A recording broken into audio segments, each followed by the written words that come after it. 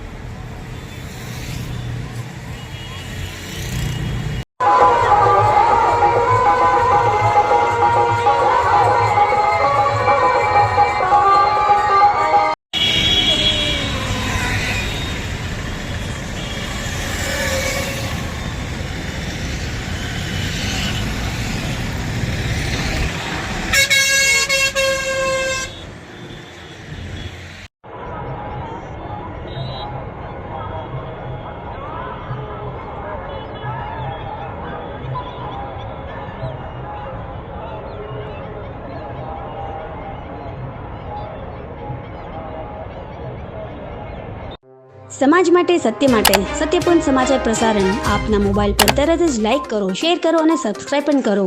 અને હા, ઘંટડી વગાડવાનું ન ભૂલશો. આભાર.